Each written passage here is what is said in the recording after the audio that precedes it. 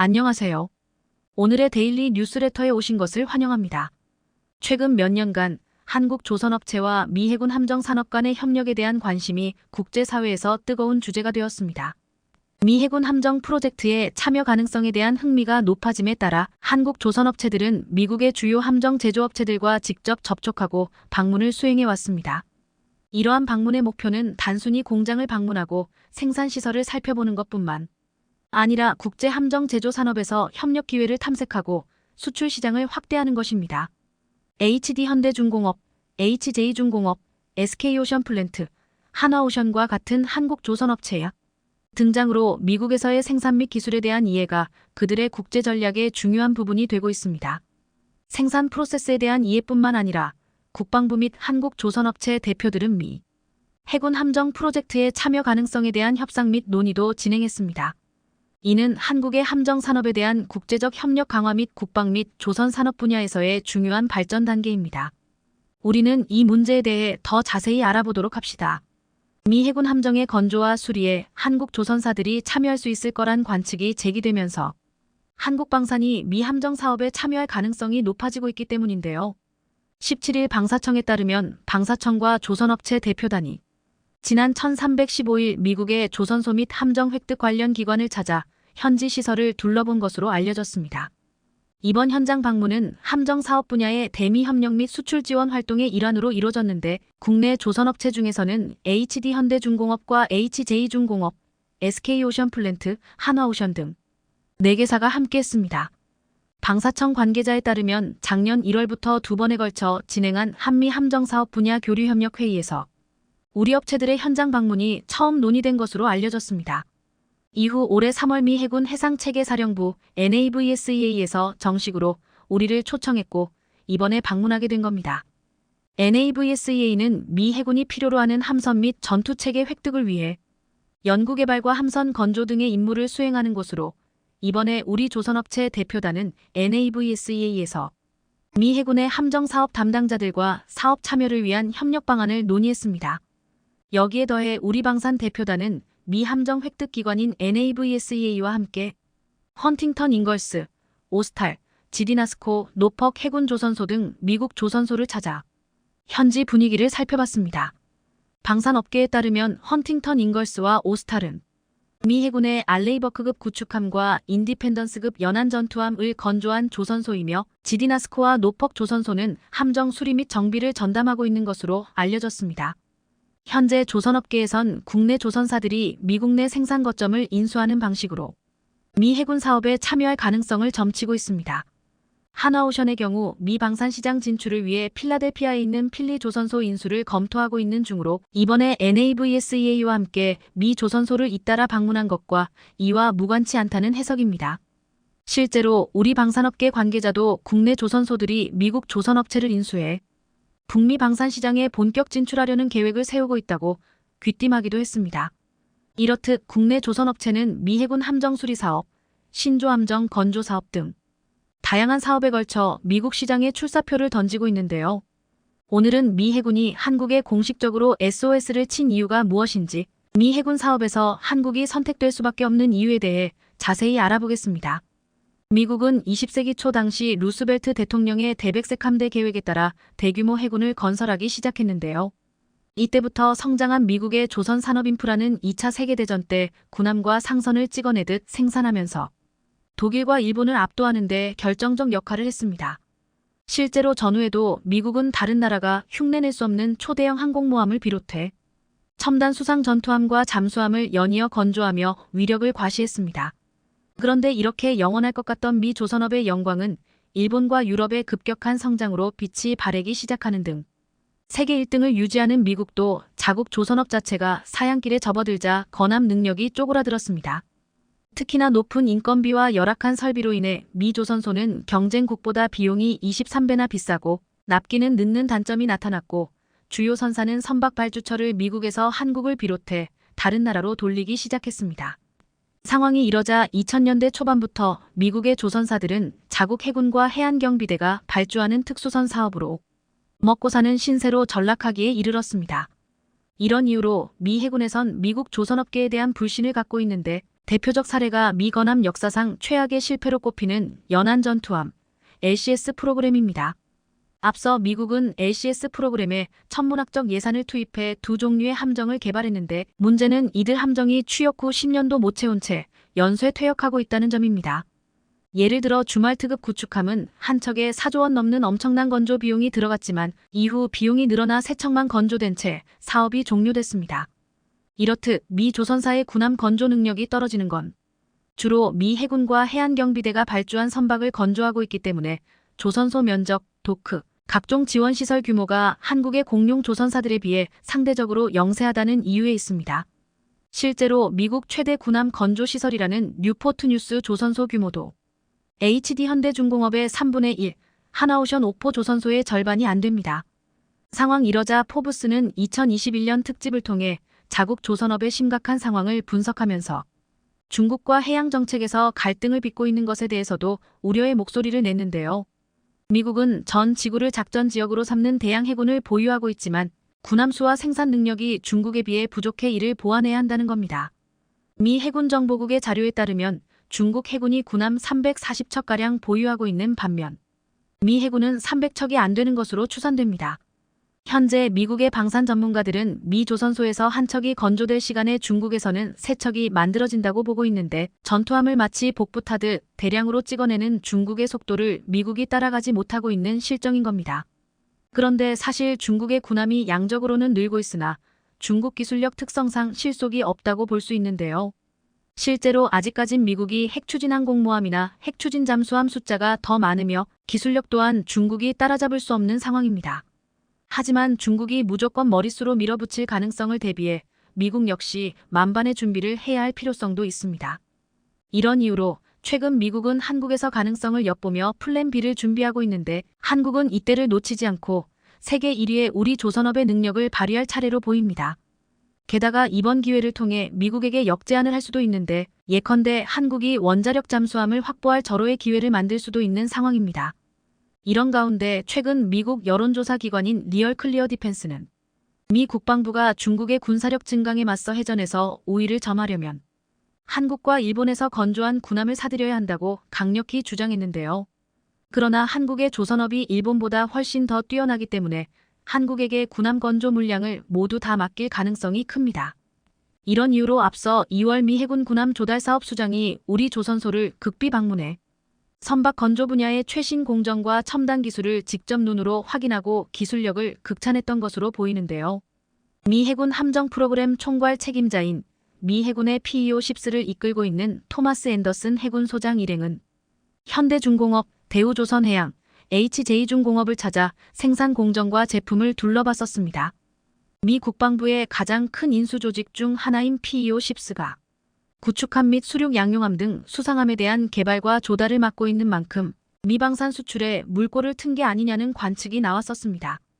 당시 앤더슨 제독은 우리는 세계적 수준의 조선 성능을 추구한다며 제품과 프로세스에 대해 교육해준 조선소에 감사드리고 후속 계약을 기대한다고 말하는 등 분위기를 먼저 띄웠습니다. 그래서 한국 조선소들은 세계 최대 시장인 북미 시장 진출에 염두를 두고 본격적으로 수출 기반을 닦고 있는 중인데요.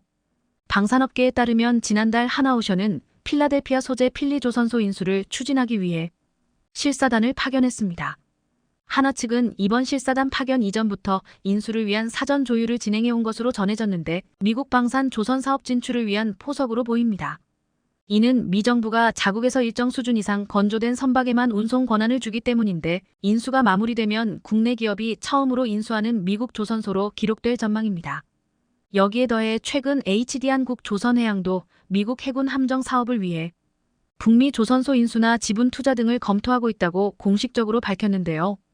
가사면 HD 한국 조선해양은 국내 언론과의 인터뷰에서 북미 조선소 인수에 대해 모든 가능성을 열어두고 있다며 기본적으로 다 살펴보고 있는 중이라고 말했습니다.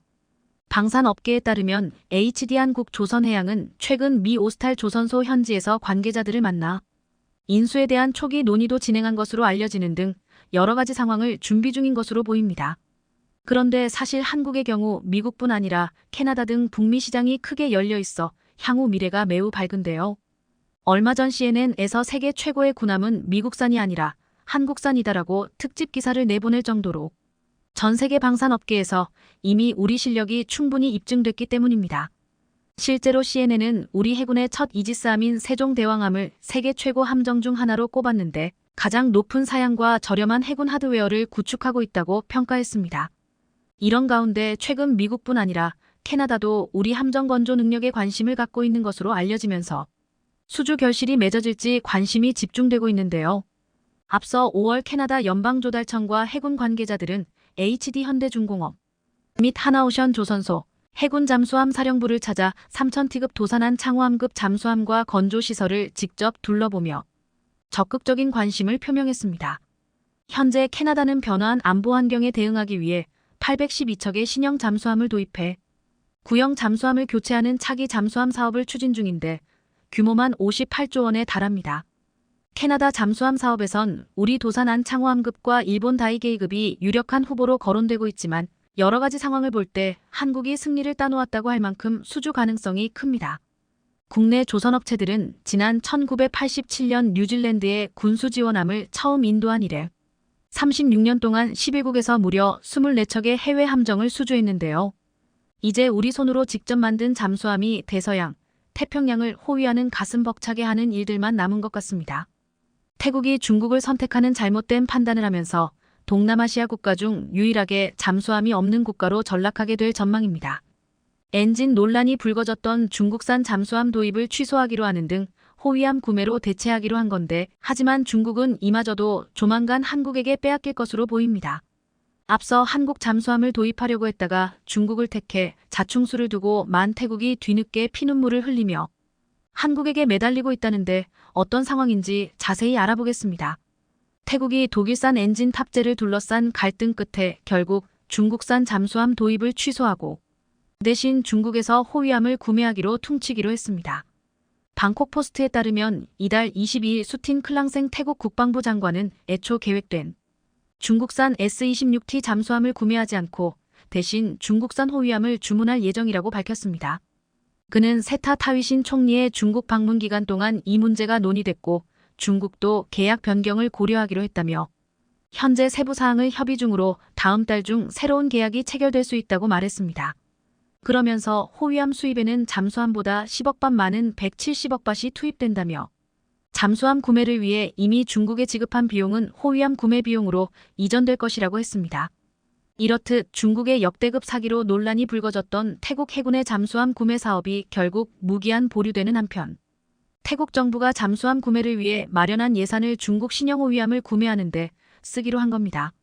사실 상황이 이렇게 된 건 앞서 중국이 태국에게 제시한 잠수함 내에 탑재될 중국산 디젤 엔진이 검증되지 않았기 때문에 태국 정부가 잠수함 도입 계획을 무기한 연기하면서부터 시작됐는데요. 작년 8월 중국의 설득과 오랜 협상 끝에 태국 해군은 중국산 엔진 성능을 테스트에 문제가 없으면 엔진을 변경할 수 있다고 입장을 밝혔지만 이를 태국 정부가 받아들이지 않은 겁니다.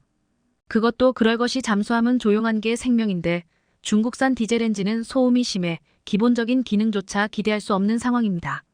이런 문제에도 불구하고 그동안 태국 정치권에서 중국산 엔진을 탑재한 S-26T 잠수함을 도입하려 추진했지만 이번에 국방장관이 새로 바뀌면서 해당 사업을 완전히 뒤집어 버렸습니다.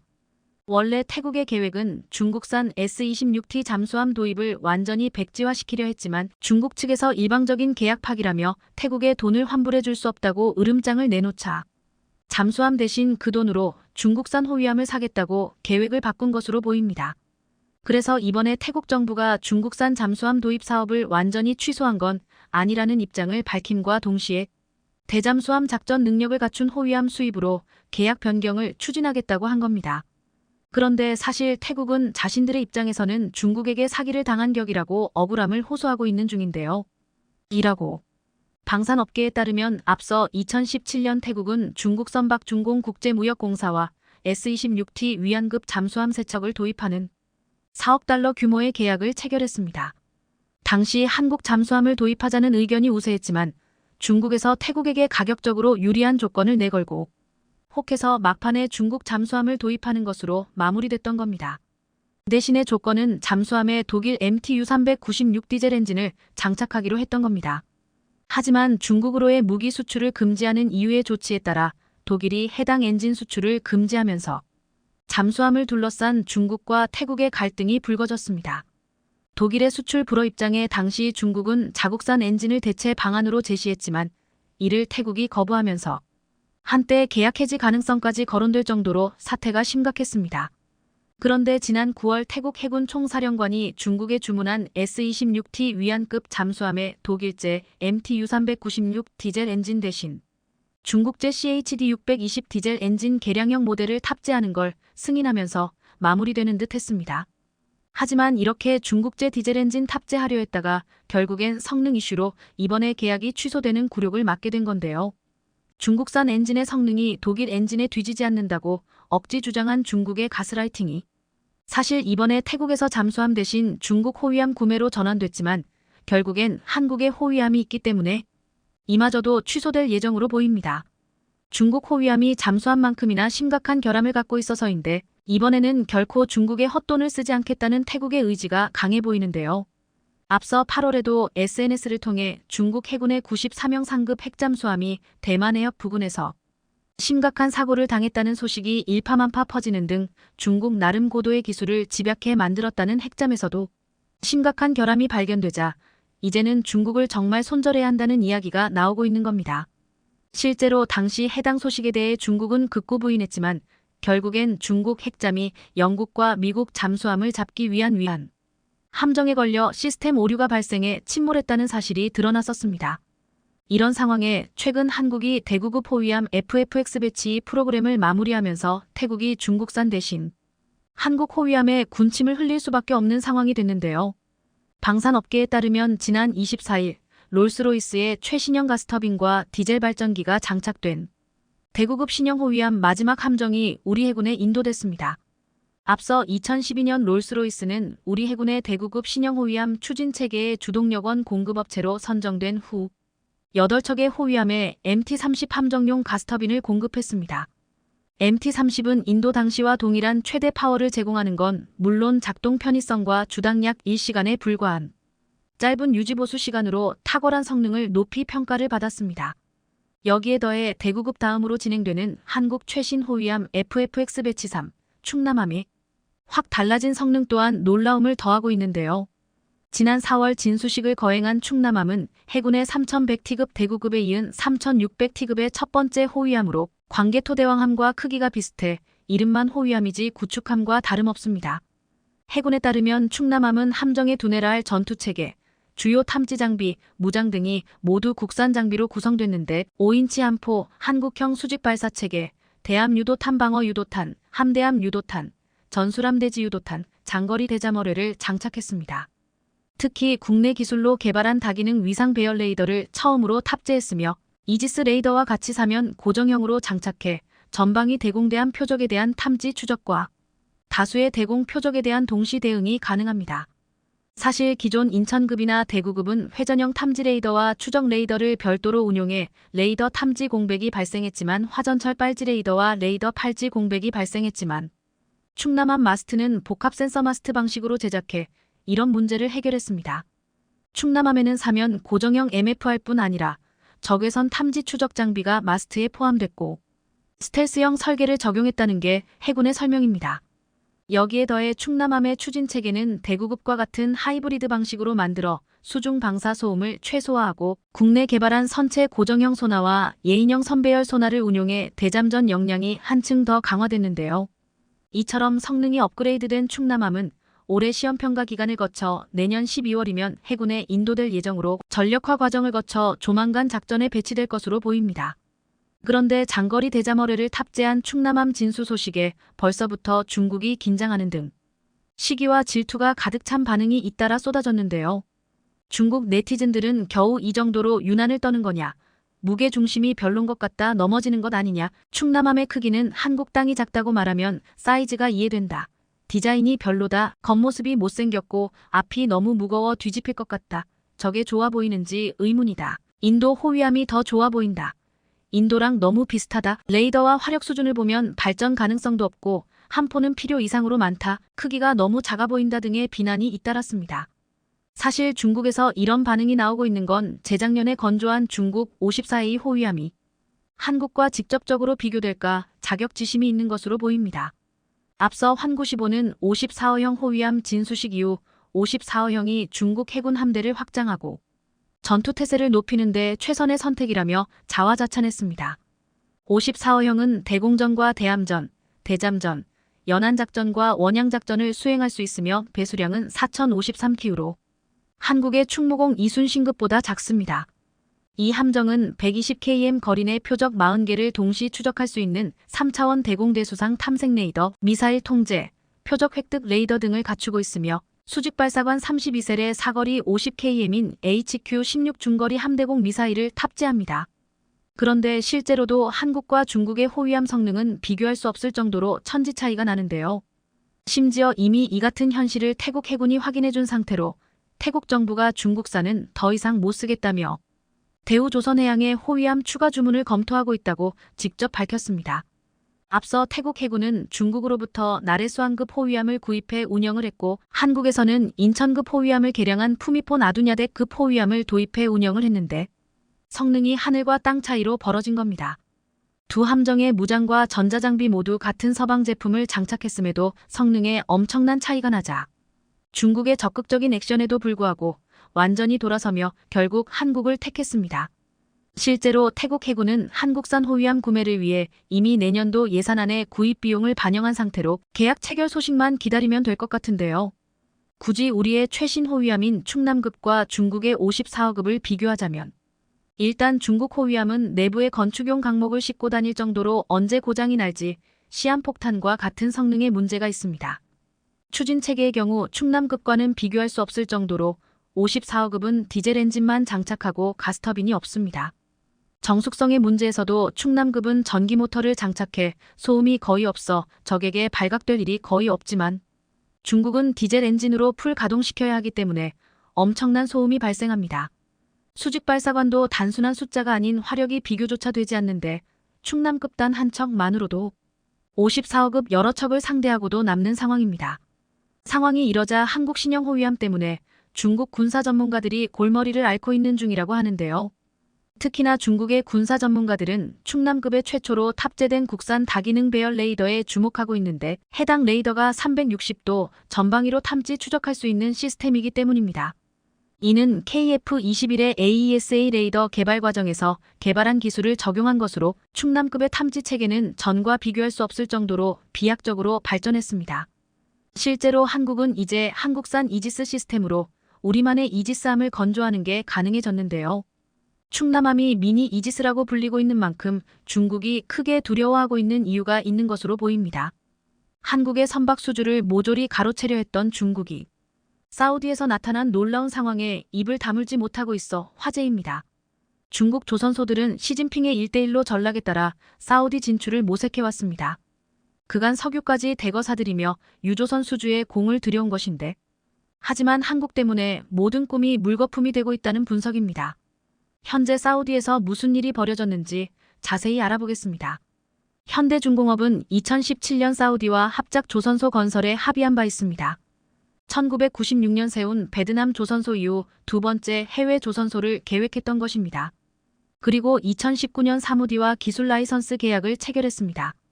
합작회사 IMI는 그렇게 탄생했고 당초 2021년 완공될 예정이었던 조선소는 코로나로 공정이 늦어지며 올해 완공을 앞두고 있습니다.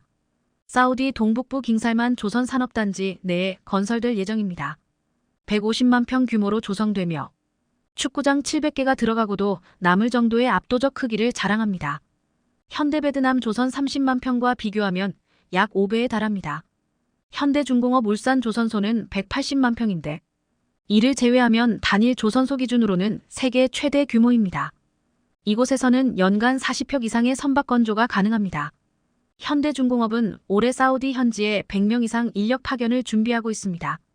1970년대 본격적으로 세계 선박 건조 시장에 진출한 이래 이렇게 많은 인력을 해외에 보내는 것은 이번이 처음입니다. 게다가 국내 조선업 역사상 처음으로 순수 로열티 방식을 채택하고 있습니다. 총 사업비 5조 원 이상이 투입된 이 프로젝트에 라이센서로 참여하는데 지분 20%를 확보해 추가적인 수익까지 얻을 수 있습니다. 해당 지분의 가치는 1억 3천만 달러에 달합니다. 초기 지분은 10%로 정해져 있었으나 빈살만 왕세자 방한 당시 20%로 늘리기로 합의하며 변경이 했던 것입니다. 사우디 아람코가 지분 40%로 최대 주주이고 아람코의 선박운영 자회사 바흐리 또한 주요 주주입니다. 한국조선해양이 초대형 원유문 반선 VLCC 건조 기술을 전수해주면 IMI에서 선박을 건조하고 척당 로열티를 받는 것입니다. 한국조신해양은 엔진에서도 로열티를 받는데 2020년 사우디 측과 엔진 생산업체 SEMCO를 설립하기도 했습니다. 현대중공업은 SEMCO 지분 30%를 확보하고 있으며 이곳에서 한국조선해양이 톡자 기술로 개발한 선박용 중형 엔진, 힘센 엔진을 만들 때마다 로열티를 받고 있습니다. 연간 총 200여 대분의 선박용 엔진을 생산할 계획입니다. 사우디는 특히 원유 수송 수요가 높은 만큼 주로 VLCC가 건조될 예정인데 PC선화학 제품 운반선과 벌크선을 포함해 연간 45대의 유전 개발 시추 설비, 25대의 해양 플랜드 지원 선박 OSV, 18척의 대청 선박을 건조할 수 있는 능력을 갖추게 되는 상황입니다. 건조, 수리, 유지 보수를 모두 포함하면 연간 최대 250척의 선박을 수용할 수 있습니다. IMI는 이미 아람코로부터 20개의 굴착 장치와 50척 이상의 벌크선 및 VLCC 등을 수주해 놓고 있습니다. 국내 조선소는 3년치 일감이 쌓여 도크가 꽉 찬 상황에서 해외 사업장이 새로운 수익원으로 자리 잡고 있는 것입니다. 현지 직원들은 현대중공업 울산 조선소에서 관련 업무를 배워가고 있습니다. IMI는 아람코와 손잡고 조선해양인력 육성 사업을 수주했는데 10건 계약에 3억 4천만 달러 규모입니다. 한국조선해양은 작년 7월 IMI에 초대형 유조선 기술을 이전했습니다. 1971년 영국의 스골 리스고로부터 26만 톤급 VLCC 설계도면을 임대해 첫 선박을 건조한 이후 약 50년 만에 유조선 설계 기술을 수출하는 기업으로 도약한 것입니다. 이는 세계 1위 기술력을 인정받은 결과라는 평가입니다. 현대중공업은 VLCC 설계도면 제공과 기술 컨설팅 등 설계 전반에 대한 노하우를 제공할 예정입니다. 선박 발주국들은 보통 자국 제품이나 서비스 이용을 반대급부로 요구하지만 사우디는 탈석유에 대비해 조선업 육성을 꿈꾸고 있습니다. 로열티를 기반으로 한 한국조선해양의 글로벌 전략은 이 같은 배경에서 나옵니다. 대형 LNG 운반선이나 이중 연료 추진선 등 현재 압도적인 우위를 가진 선박은 중국, 일본 등 경쟁국과 초격차를 유지하고 경쟁력이 떨어지는 비주력 선증은 신흥국에 대한 기술 수출을 통해 수익을 확보하고 경쟁업체를 견제하겠다는 것입니다. 한국조선해양은 비주력 선종에서도 경쟁 구도가 만들어져야 LNG선이나 대형 컨테이너선 등 주력 분야에서도 중국 조선소들의 저가 수주 여력이 줄어든다고 설명했습니다. 중국 연론 또한 사우디와 현대중공업의 합작사 설립이 중국을 견제하기 위한 전략 노출이라고 분석하고 있습니다. 이를 본 중국인은 무슨 상황이냐? 며 놀라움을 표했고 글로벌 협력이 대세라는 점을 인정하기도 했습니다. 또한 이제는 사우디의 석유를 사는 대가로 선박 발주를 요구할 수도 없다며 한국에게 기회를 빼앗긴 현실을 한탄하고 있습니다. 현대중공업의 중국 견제 효과는 베트남 조선에서도 증명됐습니다. 현대베트남 조선은 신조 사업 15년 만에 수주 200척을 눈앞에 두고 있습니다. 노하우 전수와 적극적인 투자로 동남아 최대 조선소로 올라선 것입니다. 최근 아프리카 소재 선사로부터 PC선 2척을 수주하면서 누적 수주 199척을 기록했다고 밝혔습니다. 저가 수주 공세로 한때 국내 조선 산업을 괴멸 직전까지 몰아갔던 중국을 견제할 전초기지 역할로 세워진 것입니다. 1996년 현대미포 조선과 베트남 국영조선 간 합작회사로 설립됐고 초기에는 선박 수리 및 개조 사업을 하다가 2008년 신조선 사업으로 전환된 후 대박이 터진 것입니다. 2009년 벌크선을 시작으로 모두 157척의 선박을 인도했는데 현대미포 조선에서 파견된 엔지니어 60여 명이 상주하며 관리 감독을 진행해 품질을 유지하고 있습니다. 약 30만 평 부지 공장에는 베트남 현지 근로자만 5천 명에 달합니다. 베트남의 조선업이 세계 5위 국가로 올라선 것도 현대베트남 조선이 74% 점유율을 차지하고 있기 때문입니다. 수주 증가에 지난해에는 700롱급 골리앗 크레인을 신설하기도 했습니다. 올해 매출 목표는 5억 4천만 달러로 총 13척의 선박을 인도할 계획입니다. 2025년까지는 스물척 건조 체제로 성장시킨다는 방침입니다. 그리고 현지에서 다양한 지역 사회공헌 활동을 통해 2018년 베트남 정부로부터 포상을 받기도 했죠. 베트남에선 비용 문제로 수익성이 떨어지는 중형 원유음 반선과 벌크선을 집중 건조하고 있습니다. 이는 중국 조선소들의 주력 선종들입니다. 이런 경험은 사우디 시장 진출의 바탕이 되고 있습니다. 현대중공업은 사우디와 군함을 만들기 위한 MOU까지 체결했습니다. IMI 현지 조선소에서 군함을 생산하기로 한 것인데 군용 선박 엔진 기술력도 양사가 함께 발전시키기로 했습니다. 사우디는 약 3조 원을 들여 호위함 5척 건조 계획을 세우고 있습니다. 현대중공업은 대공, 대함, 대잠, 전자전 능력을 대폭 강화한 호위함 모형 10종을 선보여 그들의 관심을 끌기도 했습니다.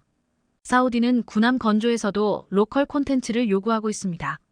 이는 현지 합작 조선소를 확보한 현대중공업에 유리한 내용입니다. 작년 11월에는 사우디 투자부 장관과 회담하며 협력 확대 방안을 논의했죠. 사우디는 신흥국들의 조선업 실패 원인이었던 기자재 인프라 확충에도 전력을 다하고 있습니다. 작년 3월 킹살만 단지에 1조 원 규모 두산중공업 주단조 공장을 유치했던 것도 이런 이유 때문입니다. 이는 사우디 최대 규모로 오는 2025년 완공 예정입니다. 사우디 측은 주단조 공장 건설은 왕국 최초의 프로젝트로 완전한 가치사슬 구축을 위한 공동 노력의 일부이고 굴착기와 선박 같은 최종 생산물로 확장하는 것 이 목표라 말했습니다. 이번 공장 건설로 1,400개의 일자리가 생긴다며 크게 의미를 부여한 상태입니다. 여기에서는 연간 6만 톤의 주단조풀이 생산될 예정입니다. 용해시킨 금속으로 일정한 형태의 제품을 만드는 주조와 가열한 금속에 압력을 가해 특정 형체로 만드는 단조를 의미합니다. 선박뿐 아니라 석유, 가스, 담수화 공장 등에 필요한 기본 장비를 생산해 제공한다는 방침을 세우고 있는 것입니다. 현대중공업과 아람코의 인연은 1980년대부터 시작됐습니다. 초대형 유조선, PC선, 컨테이너선 등 51척을 수주했고 2020년에는 조선소 건설 협력 대가로 4,800억 원 규모 PC선 10척을 수주하기도 했습니다. 아람코는 현대오일뱅크 주식 17%를 취득하며 2대 주주로 올라서 있는데 정유사업뿐 아니라 조선, 엔진 등 다방면에 걸쳐 사업 협력을 하며 사우디 정부의 탈석유화 정책에 따른 비전 2030 프로젝트에 현대가 주요 파트너로서 위치를 공고히 하고 있는 상황입니다. 이런 기대감 등으로 최근 한국 조선해양의 주가는 무서운 속도로 상승하고 있습니다. 4월만 해도 7만 원대였지만 현재는 11만 원 이상으로 올라 있습니다. 실적 또한 크게 좋아지고 있는데 작년까진 직자였지만 올해 6,800억 원 흑자로 돌아선 후 내년 이후 더 빠르게 상승합니다. 반면 중국은 최근 크루즈선과 군함 건조로 겨우 버티고 있지만 사우디 선박 수주를 놓칠 경우 또 한 번 위기가 올 수 있다는 분석입니다. 중국 조선소는 2010년 3,000개나 됐을 정도로 화랑을 겪었는데 거의 대다수가 파산하거나 재무 악화로 합병이 된 이력이 있습니다. 이에 중국은 중국제조 2025를 발표하며 조선업 부흥을 언급했고 자국 발주에 힘입어 1위에 오르기도 했습니다. 하지만 여전히 질 낮은 벌크선 위주로 수주고를 늘려 해외 수주 경쟁력이 크게 떨어져 있습니다. 작년 중국이 카타르에서 LNG선을 일부 수주할 수 있었던 것도 80조 원에 이르는 자원 구입의 대가로 선박 수주를 따냈던 것입니다. 중국은 사우디에서도 비슷한 상황이 되길 기대하고 있습니다. 사우디와 중국 간 무역 규모는 1,100억 달러로 1위를 달리고 있습니다. 중국은 사우디 수출의 4분의 1에 달하는 석유 수입을 무기로 유조선 발주 또한 자신들에게 해달라고 압력을 넣고 있는 중입니다. 하지만 아랍코는 이미 현대중공업과 긴밀한 사이가 됐고 중국의 꿈은 물거풀이 됐다는 분석입니다. 한국조선업은 올해부터 급격한 성장세를 보일 것입니다. 중국을 압도하는 기술로 세계 1위를 지켜내길 바랍니다. 한국을 완전히 파산시킨 후 미국이 한국의 돈을 완전히 흡수해버리려는 계획이었는데요. 자, 그런데 대반전이 일어났습니다. 이를 옆에서 지켜보던 제3국이 한국에 파격적인 제안을 하게 되면서 미국은 난리가 나버렸습니다. 심지어 바이든은 즉각 한국이 원하는 것은 모두 주겠다라며 180도 태세 전환에 나섰습니다. 더 놀라운 점은 이러한 바이든의 제안에 삼성은 필요 없다라고 바이든 면전에 대놓고 거절한 뒤 미국을 한방에 초토화시킬 엄청난 한방을 꺼내들었다는 것인데요. 지금부터 이 반전의 반전, 영화 같은 실제 소식, 최고 수익들에서 여러분들에게 전해드리겠습니다. 미국 정부가 한국을 환율 관찰 대상국으로 지정했다는 충격적인 소식이 전해졌습니다. 미국 재무부는 현지 시간 17일 한국과 중국, 스위스, 독일, 말레이시아, 싱가포르, 대만 등 7개국을 환율 관찰 대상국에 포함하는 내용을 골자로 한 환율 보고서를 발표했습니다. 충격적인 것은 일본은 환율 관찰 대상국에서 제외됐는데 한국은 포함시켰다는 것입니다. 상품과 서비스 등 150억 달러 이상의 대미 무역 흑자, 국내 총생산의 3%를 초과하는 경상수지 흑자, 12개월 중 8개월간 국내 총생산의 2%를 초과하는 달러 순매수 등 3가지 기준 중 2가지에 해당하면 관찰 대상국이 됩니다. 미국이 환율 대상국을 지정하는 취지가 애초에 다른 나라가 환율을 인위적으로 낮춰 미국에서 너무 많은 무역 흑자를 가져가는 것을 막기 위함입니다. 자, 그런데 일본은 2021년부터 엔화의 가치가 완전히 떨어지도록 일본 정부가 직접 조작했습니다. 반면 한국은 일본과 비교하면 아무것도 아닌 수준이죠. 엔화가 얼마나 저렴해졌으면 최근 뉴스들에서는 역대급 엔저에 한국보다 저렴, 먹고 쇼핑하러 일본행이라는 제목의 보도들이 쏟아져 나오고 있습니다. 체감상 한국 먹거리 물가가 일본보다 1.5배는 되는 느낌이에요. 출장과 여행으로 지난달 27일부터 닷새간 일본 도쿄를 방문한 이희준 36씨는 12일. 엔화 가치가 많이 떨어진 데다 일본 현지 물가 자체가 한국보다 저렴해 부담 없이 여행했다며 이같이 말했습니다. 이 씨는 반대로 일본인 친구는 오랜만에 한국을 찾았다가 물가가 비싸다며 놀라더라고 전했습니다. 코로나19 이후 첫 해외여행으로 지난주 도쿄를 찾은 직장인 임모 31씨는 일본은 비싸다는 고정관념과 반대로 물가가 저렴해 화들짝 놀랐다고 합니다. 임 씨는 1,200엔일만 1,136원만 내면 주요 관광지에서도 푸짐하게 먹을 수 있었다며 비행기 값을 포함해도 후쿠오카에 가서 쇼핑하는 게 더 싸다는 말이 나온다고 했습니다. 함께 여행한 최모 30씨는 일본 택시비가 비싸다고 소문나 걱정했는데 기본 요금이 500엔 4,640원이었다.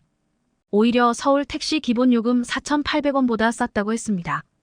동생 친구들과 함께 지난 8일부터 사흘간 도쿄를 여행한 윤모 23씨는 싼 가격으로 원하는 걸 먹고 살 수 있어서 기뻤다며 특히 다이소나 편의점, 생활용품점은 우리나라보다 더 저렴해 1,000엔 9,280원 이하로 웬만한 걸 살 수 있었다고 말했습니다. 특히 금액대가 높은 쇼핑을 하면서 엔저를 크게 체감했다는 관광객도 있습니다. 인천에 사는 한지연 28씨는 남편과 함께 지난달 21일 일본 오사카를 찾았습니다. 그는 유명한 의류 브랜드의 가격 자체가 싸고 면세 혜택도 받을 수 있는 데다가 엔화도 저렴해 한국보다 4,050% 싸게 쇼핑했다고 말했습니다.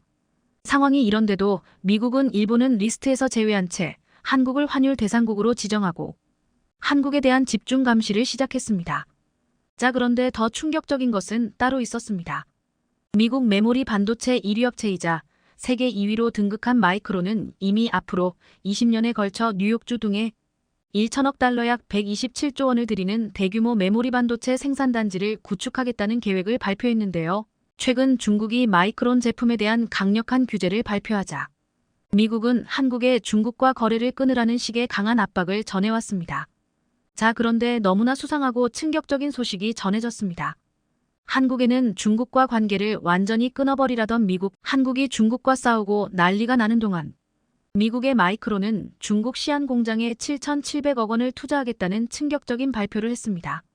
미국이 한국과 중국 사이를 갈라놓고 한국이 중국에서 벌어들였던 수익을 미국이 모두 뺏어가는 꼴이 된 것입니다. 시티그룹은 미국 정부가 마이크론의 공장 투자와 연구개발을 돕는 보조금 지원을 더욱 확대할 것이라는 보고서를 내놓았습니다. 실제로 얼마 전 마이크론이 한국의 SK하이닉스를 제치고 디램 세계 2위로 등극한 것도 미국 정부의 적극적인 지원 없이는 불가능했습니다. 정말 황당하고 어이가 없는 미국 정부의 자국기업 편애를 확인할 수 있었는데요. 미국 정부는 이대로 쭉 밀어붙여 마이크론이 1위인 삼성전자마저 짓밟을 수 있도록 도울 계획입니다. 중국도 디램 전문기업 푸젠 진화제이 HICC, 낸드 플래시 업체 YMTC를 국가 차원의 챔피언 기업으로 선정하고 연구개발 및 생산 투자에 지원을 아끼지 않고 있습니다. 빠르면 몇 년 뒤부터 중국 기업들이 한국의 삼성전자와 SK하이닉스의 메모리 반도체 없이도 자체적으로 생산해 모든 중국 IT 기업들에 공급할 수 있도록 만들겠다는 충격적인 계획입니다. 디램과 낸드 플래시 등 메모리는 한국의 핵심 수출 품목이자 삼성전자 및 SK와 이닉스 실적에 가장 큰 비중을 차지하는 제품입니다. 자연히 두 국가에서 잇따라 자국 기업을 통한 메모리 반도체 공급망 구축에 속도를 내는 일은 삼성전자와 SK하이닉스의 주요 고객이 사라질 수 있음을 의미합니다. 한국 경제에 매우 중요한 역할을 하는 반도체가 미국과 중국에 의해 크게 흔들리기 시작한 것입니다. 국내 한 전문가는 미국은 처음에 동맹국과 함께 새로운 반도체 공급망을 만들 것처럼 분위기를 만들었다. 함께의 방점을 찍은 동맹국들은 너도 나도 미국과 손을 잡았다. 하지만 미국은 자국 산업을 보호하는 데 있어 동맹국에 대한 배려는 전혀 없었다. 오히려 자신을 대신해 중국을 압박하는데 동맹국을 이용하고 있다. 사실 지금까지 미국이 설계한 정책은 중국 압박이 아닌 자국 산업 보호가 목적이다.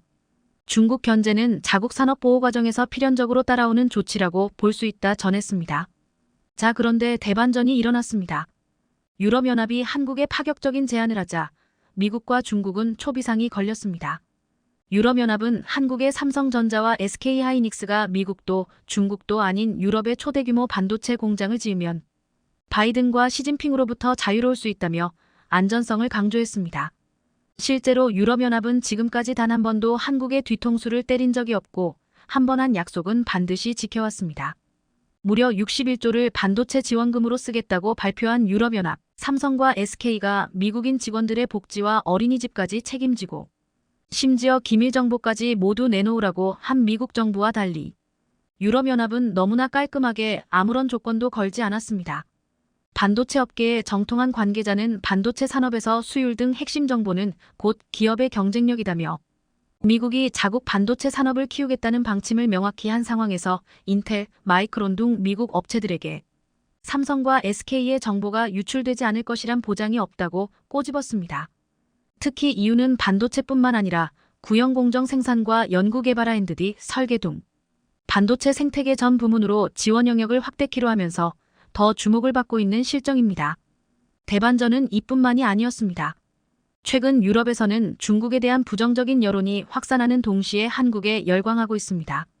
K-팝과 K-드라마, 심지어 K-방산까지 유럽 전역에서 뜨거운 이슈로 급부상하면서 유럽 대부분의 나라가 한국 노래와 한국 드라마, 심지어 한국 무기까지 대량으로 수입하고 있습니다. 이 때문에 자연스럽게 유럽인들도 중국산 제품을 구매하는 대신 한국산 프리미엄 스마트폰을 구매하기 시작했습니다. 너무나 빠른 유럽 내 한국 신드롬 확산 속도에 중국의 주요 스마트폰 업체가 유럽 스마트폰 시장에서 철수한다는 정황이 속속 드러났습니다. 프랑스 매체 프랑드로이드는 최근 오포와 원플러스는 프랑스 마케팅 및 영업팀 직원들을 해고한 후 재고 정리에 주력하고 있으며 신제품인 파인드 X와 리노 시리즈도 출시하지 않을 것이라고 보도했습니다. 놀랍게도 한국의 대반전 반격은 이것이 끝이 아니었습니다. 오만 정부가 오만 두쿰의 세계 최대의 그린 수소 생산 플랜트를 구축하기로 하고 67억 달러, 우리 돈으로 무려 8조 원 규모의 프로젝트를 발주했는데요. 미국은 당연히 자신들이 이 초대규모 사업을 따낼 것이라 확신하고 있었습니다. 자, 그런데 한국이 프랑스 그리고 태국과 손잡고 컨소시엄을 만들어 이 8조 원 규모의 프로젝트를 미국으로부터 뺏어오는데 성공했습니다.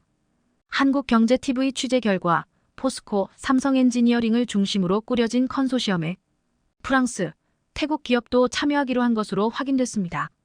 그는 이어 이미 컨소시엄을 구성한 6개사가 현지에서 구체적인 사업 방향을 논의 중이라고 설명했습니다. 이 컨소시엄은 포스코를 주축으로 한국 기업이 주도합니다.